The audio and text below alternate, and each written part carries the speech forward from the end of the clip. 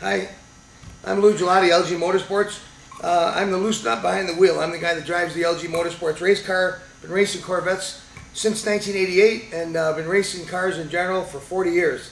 The older I get, the faster I was. But what we got is a new product for you, and this is our Corvette drop spindles. And I'm going to explain it in some detail. Okay, these are our drop spindles. This is a stock spindle. This is our drag spindle. I'll get to the drag spindle later. The drop spindle, what does the drop spindle do? What it does is that where the wheel bolts on, where the wheel bearing goes in, it moves this spindle up into this housing. What that does is it allows you to keep your geometry where it was and allows the car to drop, the wheel to stay where it is, and if you'll compare it to a stock one, it drops the car just about an inch. There's the difference in the two, and it's just about 1 inch. And what it does is it lowers the car an inch without changing your geometry. General Motors was a pretty smart bunch of pretty smart engineers, and they knew what they were doing. So what we tried to do was to lower the car to keep the geometry closer to where it was. We gave it about a half a degree, quarter of a degree more camber in the process, and then we used real high quality spherical bearings here. We have a tapered pin that goes in here, and then it takes the place of this ball joint. So you have instead of a ball joint like that, a single shear ball joint, you have a spherical bearing like this. It also allows for the bump steer, but a couple things I want to mention. You'll see this race car right behind me. That race car uses these drop spindles. These spindles were made legal for the Grand Am Rolex series, and we use these spindles on that car. We use them on anything that we decide to go fast with because it keeps the geometry closer to where it is.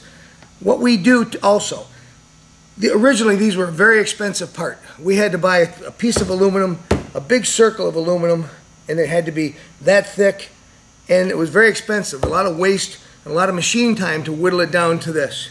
So what we ended up doing, and we always pay for tooling costs because it comes back to us in the end, but what we ended up doing was building an extrusion, like a cookie machine that just squeezes out the aluminum. This is a 6061 T6 extrusion, which is like a forging. And it's strong. It's stronger than as strong as a billet. The way they get a billet round is to extrude it, but they extrude it round. This is extruded in our shape, and so there's a lot less waste, and cut the cost almost in half from our original pricing when we first came out with these. So we use these extruded units right on our race car. That's what's on that race car right now. So we got the compared to the stock unit and the drop spindle, you can see it actually drops it'll drop the wheel bearing, moves the wheel bearing up, the car drops, doesn't change the geometry. You combine that with about 1 inch in your spring, either in a coil over or in the factory leaf spring, and you've lowered the car and you haven't compromised the geometry. Drag racers, what we've got here, drag racers could never get this upright to fit in a 15-inch drag wheel. The 15-inch drag wheel has the best drag slick. So we made an upright that'll fit inside of the 15-inch drag wheel. And we made it out of the same extrusion. And so you can see this doesn't really drop it. It just changes the height from top to bottom, gives you more room so you can fit this whole unit inside of a drag slick, a 15-inch drag wheel. So now you can use this unit, put it in a drag wheel, put the best slick on there, and take it to the drag strip. And if you're running slicks, you're probably running 16s, and this will allow you to run 15s, the big slicks.